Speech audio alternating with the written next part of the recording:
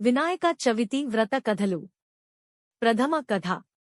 గజాసుర అనే రాక్షసుడు గురించి సూత మహాముని చెప్పుట. ఒకప్పుడు గజ, ఏనుగు రూపంలో ఉన్న గజాసురుడు అనే రాక్షసరాజు పరమశివుడిని గురించి తీవ్ర తపస్సు చేయటం ప్రారంభించాడు. అతని తపస్సుకు మెచ్చి పరమశివుడు ప్రత్యక్షమై ఏదన్నా వరం కోరుకోమన్నాడు. అప్పుడు గజాసురుడు, స్వామీ, మీరు ఎప్పుడూ నా ఉదరం లోపలే ఉండాలి అని కోరుకున్నాడు. మహేశ్వరుడు అతని కోర్కె తీర్చేందుకోసం గజాసురుడి పొట్ట లోపలికి ప్రవేశించి అక్కడే ఉండటం మొదలుపెట్టాడు.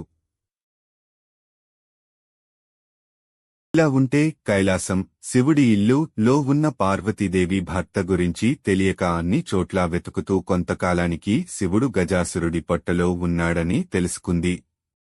కాని శివుడిని ఏ విధంగా బయటకు రప్పించాలో తెలియక ఎంతో బాధపడి చివరికి విష్ణుమూర్తిని ప్రార్థించి తన భర్త విషయం చెప్పింది. ఓ మహానుభావా, పూర్వం భస్మాసురుని బారినుంచి నా భర్తని కాపాడి నాకు ఇచ్చావు. ఇప్పుడు కూడా ఏదన్నా ఉపాయం ఆలోచించు అని కన్నీళ్లు కార్చింది. విష్ణుమూర్తి పార్వతీదేవిని ఓదార్చి పంపేశాడు. అప్పుడు శ్రీహరి బ్రహ్మ మొదలైన దేవతలను పిలిచి గజాసురుని చంపేందుకు గంగిరెద్దులను ఆడించేవాడిగా వెళ్లటమే సరైనది అని నిర్ణయించాడు. శివుడి వాహనం నందిని ఒక గంగిరెద్దుగా చేసి బ్రహ్మ మొదలైన దేవతల చేత తలకొక వాయిద్యం ఇచ్చాడు. తాను చీరుగంటలు, సన్నాయి తీసుకుని గజాసురుడు ఉండే గజాసురపురం దగ్గరకు వెళ్లాడు. అక్కడ గజాసురుడి ఎదురుగా చక్కగా నందిని ఆడించాడు.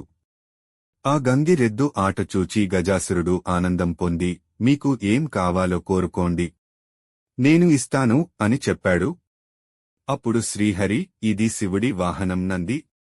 శివుడిని వెదికేందుకే వచ్చింది కాబట్టి శివుడిని ఇవ్వు అని కోరాడు.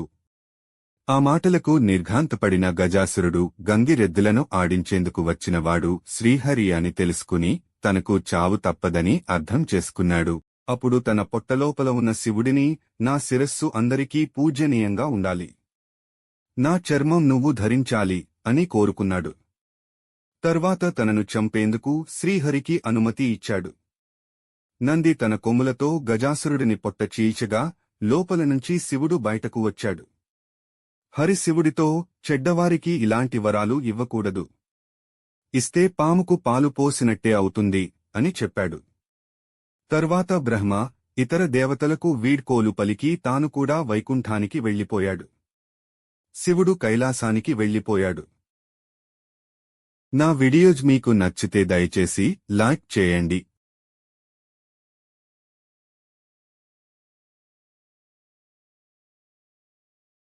కైలాసంలో ఉన్న పార్వతీదేవి శివుడు వస్తున్నాడన్న వార్త విని తల స్నానం చేయాలని నిర్ణయించుకుని నలుగు పిండితో ఒక పిల్లవాడిని తయారు చేసింది. అతనికి ప్రాణం పోసి గుమ్మం ముందు ఉంచింది. స్నానం చేసిన తర్వాత నగలతో అలంకరించుకుని శివుడి కోసం ఎదురుచూడటం మొదలుపెట్టింది. ఇది ఇలా ఉండగా శివుడికి లోపలికి వస్తుండగా గుమ్మంలో ఉన్న పిల్లవాడు అడ్డు చెప్పాడు. కోపం తెచ్చుకున్న శివుడు త్రిశూలంతో ఆ బాలుడి కంఠం నరికాడు. లోపలికి వెళ్లిన శివుడికి పార్వతీదేవి ఎదురువచ్చి పూజించి కూర్చోబెట్టి మాట్లాడుతుండగా గుమ్మంలో ఉన్న పిల్లవాడి ప్రసక్తి వచ్చింది.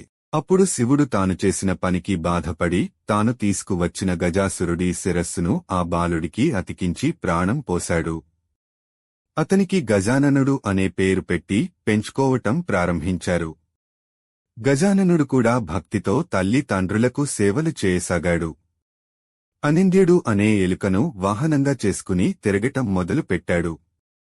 కొంతకాలానికి పార్వతీ పరమేశ్వరులకు కుమారస్వామి పుట్టాడు. అతడు మహావీరుడు. నెమలి అతని వాహనము. నా వీడియోస్ మీకు నచ్చితే దయచేసి లైక్ చేయండి. ఒకరోజు దేవతలు, మునులు, మానవులు పరమేశ్వరుని సేవించి విఘ్నములకు ఒక అధిపతిని ఇవ్వండి అని కోరారు. తాను పెద్దవాడు కాబట్టి ఆ నాయకత్వ పదవి తనకే ఉండాలని గజాననుడు కోరాడు. గజాననుడు పొట్టిగా ఉంటాడు, తగిన అర్హతలు లేవు కాబట్టి ఆధిపత్యం తనకే ఇవ్వాలని కుమారస్వామి తండ్రిని కోరాడు. శివుడు వారితో, మీలో ఎవరు 3 లోకాల్లోని పుణ్య నదుల్లో స్నానం చేసి ముందుగా నా దగ్గరికి వస్తారో వారికి ఆ ఆధిపత్యం ఇస్తాను అని చెప్పాడు. కుమారస్వామి తన నెమలి వాహనం మీద ఎక్కి వేగంగా ముల్లోకాలు తిరగటానికి వెళ్ళిపోయాడు. గజాననుడు బాధపడుతూ తండ్రి దగ్గరికి వెళ్లి నమస్కరించి, అయ్యా, నా గురించి తెలిసి కూడా ఈ విధంగా చెప్పటం మీకు సరైనదా? మీ పాద సేవకుడిని. నాయందు దయ చూపి తగిన ఉపాయం చెప్పండి అని కోరుకున్నాడు. శివుడు, నారాయణ మంత్రం జపిస్తూ 3 సార్లు మా చుట్టూ ప్రదక్షిణం చేయాలి. ఇది అన్ని తీర్థాలలో తిరిగిన స్నాన ఫలితాన్ని ఇస్తుంది అని చెప్పాడు. వినాయకుడు అదే విధంగా చేశాడు. ఆ మంత్ర ప్రభావం వల్ల గంగానదిలో స్నానమాడేందుకు వెళ్లిన కుమారస్వామికి తనకంటే ముందుగానే గజాననుడు ఆ నదిలో స్నానమాడి తనకు ఎదురుగా వస్తున్నట్టు అనిపించింది. అతనికి 3,50,00,000 నదిలో కూడా తనకంటే ముందుగానే గజాననుడు స్నానం చేస్తున్నట్టు కనిపించాడు. ఇది చూసి ఆశ్చర్యపోయి కైలాసానికి వెళ్లి తండ్రి దగ్గర ఉన్న అన్నను చూసి నమస్కరించి తన బలాన్ని తిట్టుకుని, తండ్రి, అన్నగారి మహిమ తెలియక ఆ విధంగా అన్నాను. క్షమించి ఆ ఆధిపత్యం అన్నగారికే ఇవ్వండి అని ప్రార్థించాడు. భాద్రపద శుద్ధ చతుర్థి రోజున పరమేశ్వరుడు గజాననుడికి విఘ్నాధిపత్యం ఇచ్చాడు. ఆ రోజు అన్ని దేశములవాళ్లు విఘ్నేశ్వరుడికి తమ స్థాయిని బట్టి కుడుములు, మిగిలిన పిండి వంటలు, కొబ్బరికాయలు, పాలు, తేనె, అరటి పళ్ళు, పానకము, వడపప్పు మొదలైనవి సమర్పించి పూజించారు. విఘ్నేశ్వరుడు సంతోషపడి కుడుములు కొన్ని తిని, కొన్ని తన వాహనం అనింద్యుడికి ఇచ్చి, కొన్ని చేతిలో పట్టుకుని నిదానంగా సూర్యాస్తమయం అవుతుండగా కైలాసానికి వెళ్లాడు. తల్లి తండ్రులకు నమస్కారం చేయబోగా పొట్ట భూమికి తగిలింది కాని చేతులు మాత్రం భూమిమీద ఆనలేదు. అతి కష్టం మీద చేతులు ఆంచినా నమస్కారం మాత్రం చేయలేకపోయాడు. ఈ విధంగా గణపతి కష్టాలు పడుతుండగా శివుడి తలమీద ఉన్న చంద్రుడు పగలబడి ఎగతాళిగా నవ్వాడు. రాజదృష్టి సోకితే రాళ్లు కూడా నుగ్గవుతాయి అన్న సామెత అనుసరించి వినాయకుడి పొట్ట పగిలి లోపల ఉన్న కుడుములు మొదలైనవి చుట్టుపక్కల దొర్లాయి. వెంటనే వినాయకుడు మరణించాడు. పార్వతి ఏడుస్తూ చంద్రుని చూసి, పాపాత్ముడా, నీ దృష్టి తగిలి నా కుమారుడు మరణించాడు. కాబట్టి నిన్ను చూసినవాళ్లు పాపాత్ములై నీలాపనిందలు పొందుతారు అని శపించింది.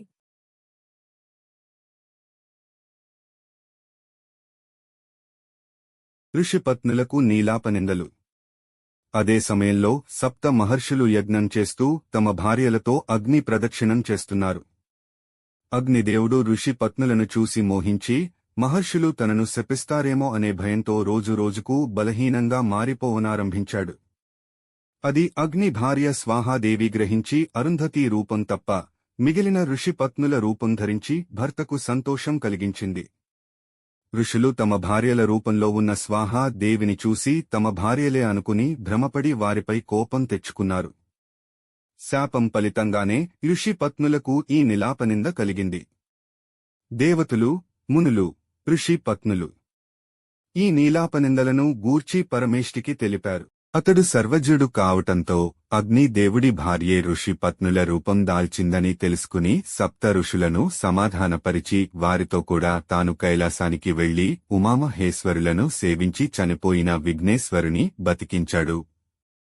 దాంతో పార్వతీ పరమేశ్వరులు ఎంతో సంతోషించారు. అప్పుడు దేవతలు, మిగిలినవాళ్లు, పార్వతీ, నువ్వు ఇచ్చిన శాపం వల్ల అన్ని లోకాలలో ఉన్నవారికి కీడు జరుగుతోంది. కాబట్టి దానిని ఉపసంహరించు అని ప్రార్థించారు. వారి ప్రార్థనలకు సంతోషించిన పార్వతీ సంతోషంతో కుమారుని దగ్గరకు తీసుకుని ముద్దాడి, ఏ రోజున వినాయకుని చూసి చంద్రుడు నవ్వాడో ఆ ఒక్కరోజు మాత్రము చంద్రుని చూడకూడదు అని చెప్పింది. అప్పుడు బ్రహ్మ మొదలైన దేవతలు సంతోషిస్తూ తమ నివాసాలకు వెళ్లిపోయారు. భాద్రపద శుద్ధ చతుర్థిలో మాత్రం చంద్రుని చూడకుండా జాగ్రత్త తీసుకుని సుఖంగా ఉన్నారు. ఈ విధంగా కొంతకాలం గడిచింది.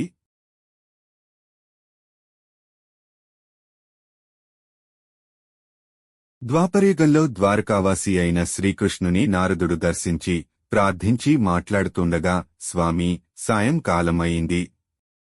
ఈరోజు వినాయక చతుర్థి కాబట్టి పార్వతీదేవి శాపం వల్ల చంద్రుడిని చూడకూడదు. నేను నా ఇంటికి వెళ్తాను, అనుమతించండి అని గతంలో జరిగినదంతా చెప్పి స్వర్గానికి వెళ్లిపోయాడు. అప్పుడు శ్రీకృష్ణుడు ఆ రోజు రాత్రి చంద్రుడిని చూడకూడదని పట్టణంలో చాటింపు వేయించాడు. శ్రీకృష్ణుడు క్షీరప్రియుడు కావటంతో ఆ రోజు రాత్రి ఆకాశం వైపు చూడకుండా పశువులశాలకు వెళ్లి పాలు పితుకుతూ పాలలో చంద్రుడిని ప్రతిబింబం చూసి ఆహా! నాకు ఎలాంటి ఆపద రానుందో అని అనుమానించటం ప్రారంభించాడు. కొన్నాళ్లకు సత్రాజిత్తు సూర్యవరంతో సమంతకమణిని సంపాదించి శ్రీకృష్ణుని చూడటానికి ద్వారకకు వచ్చాడు. శ్రీకృష్ణుడు అతనికి మర్యాద చేసి ఆ మణిని తనకు ఇవ్వమని అడిగాడు. అప్పుడు సత్రాజిత్తు, ఇది రోజుకు 8 బారువుల బంగారం ఇస్తుంది. దీనిని ఏ ఆప్తునికైనా ఏ తెలివితక్కువవాడు ఇవ్వడు అన్నాడు. శ్రీకృష్ణుడు ఊరుకున్నాడు.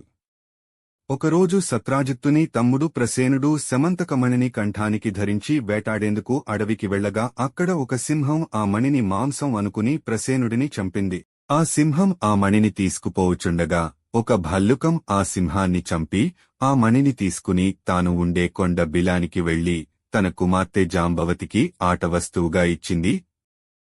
మరునాడు సత్రాజిత్తు తమ్ముడి మృతి వార్త విని, నేను ఆ మణిని ఇవ్వలేదని శ్రీకృష్ణుడు నా తమ్ముడిని చంపి రత్నం అపహరించాడు, తన పట్టణంలో చాటింపు వేయించాడు. శ్రీకృష్ణుడు అది విని ఆ రోజు పాలలో చంద్రుడిని చూసినందువల్లే ఈ నింద వచ్చింది అని భావించి దానిని తొలగించుకునేందుకు బంధుమిత్రులతో కలిసి అరణ్యంలో వెతకగా ఒకచోట ప్రసేనుడి కళేబరం, సింహపు కాలిజాడలు, భల్లూకం కాలిజాడ కనిపించాయి. వాటిని అనుసరించి పోతూ ఒక పర్వత గుహద్వారంలో పరివారాన్ని వదిలి తానొక్కడే లోపలికి వెళ్లి అక్కడ ఉయ్యాలకి కట్టబడి ఉన్న మణిని తీసుకుని తిరిగి వచ్చిచుండగా అది చూసి వింతమనిషి వచ్చాడు అంటూ జాంబవతి కేకలు వేసింది. అంతలో జాంబవంతుడు రోషంగా అక్కడికి వచ్చి అరుస్తూ గోళ్లతో గుచ్చుతూ శ్రీకృష్ణుడిపై యుద్ధం ప్రారంభించాడు. శ్రీకృష్ణుడు అతనిని కింద పడదోసి భీకర యుద్ధం ప్రారంభించాడు. ఆ విధంగా మొత్తం 28 రోజులు పోట్లాడారు. చివరకు జాంబవంతుడు శక్తిహీనుడై తనతో పోట్లాటకు దిగినవాడు రావణసంహారి అయిన శ్రీరామచంద్రుడే అని అర్థం చేసుకుని నమస్కరించి, దేవాదిదేవా, ఆర్త జనరక్షక, నిన్ను త్రేతాయుగంలో రావణాది దుష్ట రాక్షసులను చంపేందుకు వచ్చిన శ్రీరామచంద్రుడని అర్థం చేసుకున్నాను. అప్పుడు నన్ను మీరు ఒక వరం కోరుకోమన్నారు. నేను తెలివితక్కువగా మీతో ద్వంద్వ యుద్ధం చేయాలని కోరుకున్నాను. త్వరలో అది జరుగుతుందని మీరు చెప్పారు. అది మొదలు మీ నామస్మరణ చేస్తూ అనేక యుగాలు గడుపుతూ వచ్చాను. మీరు ఇప్పుడు నా నివాసానికి వచ్చి నా కోరిక నెరవేర్చారు. నా శరీరం అంతా శిథిలం అయింది. ప్రాణాలు త్వరలో పోనున్నాయి. జీవితేచ్ఛ నశించింది. నా అపచారములు క్షమించి నన్ను కాపాడు. నీకంటే నాకు వేరే దిక్కు లేదు అంటూ ప్రార్థించాడు. అప్పుడు శ్రీకృష్ణుడు దయతో జాంబవంతుడి తన చేతితో నిమిరి, జాంబవంతా, సమంతక మణిని దొంగిలించానని నాపై వచ్చిన అపనింద తొలగించుకోవటం కోసమే వచ్చాను కాబట్టి మణిని నాకు ఇవ్వు. నేను వెళ్ళిపోతాను అని చెప్పాడు. అప్పుడు జాంబవంతుడు శ్రీకృష్ణునికి మణితో పాటు తన కుమార్తెను కూడా ఇచ్చాడు. తన ఆలస్యం వల్ల ఆందోళన చెందుతున్న బంధువులతో, సైన్యంతో, మణితో, జాంబవతితో కలిసి తన నగరానికి వెళ్లాడు. సత్రాజిత్తును పిలిపించి అందరిని పిలిచి జరిగినదంతా వివరించి మణిని ఇచ్చాడు. అప్పుడు సత్రాజిత్తు అయ్యో, లేనిపోని నింద మోపి దోషానికి పాల్పడ్డాను అని విచారించాడు. మణితో పాటుగా తన కుమార్తె సత్యభామను కూడా ఇచ్చి తన తప్పు క్షమించమని వేడుకున్నాడు. శ్రీకృష్ణుడు ఒక శుభ ముహూర్తంలో జాంబవతి, సత్యభామలను వివాహమాడాడు. అప్పుడు దేవతలు, మునులు శ్రీకృష్ణుడిని స్తుతించి మీరు సమర్థులు కాబట్టి నీలాపనింద పోగొట్టుకున్నారు. మాలాటివారు ఏమి చేయగలరు అని ప్రార్థించారు. అప్పుడు శ్రీకృష్ణుడు భాద్రపద శుద్ధ చతుర్థిలో ప్రమాదవశాత్తు చంద్రుని దర్శనమైతే ఆ రోజు గణపతిని పూజించి సమంతకమణి కథను విని పూజాక్షతలు తలపై వేసుకున్నట్లయితే నీలాపనిందలు పొందకుండా ఉంటారు అని చెప్పాడు. దాంతో దేవతలు, మునులు సంతోషించి తమ ఇళ్లకు వెళ్లిపోయారు. ప్రతి సంవత్సరం భాద్రపద శుద్ధ చతుర్థిలో దేవతలు, మహర్షులు, మానవులు మొదలగువారు గణపతిని పూజించి తమ కోరికలు నెరవేర్చుకుని ఆనందంగా ఉన్నారని శాపమోక్ష విధానం శౌనకాది మునులకు వివరించిన తర్వాత సూత మహాముని తన ఆశ్రమానికి వెళ్లిపోయాడు. నా వీడియోస్ మీకు నచ్చితే దయచేసి లైక్ చేయండి.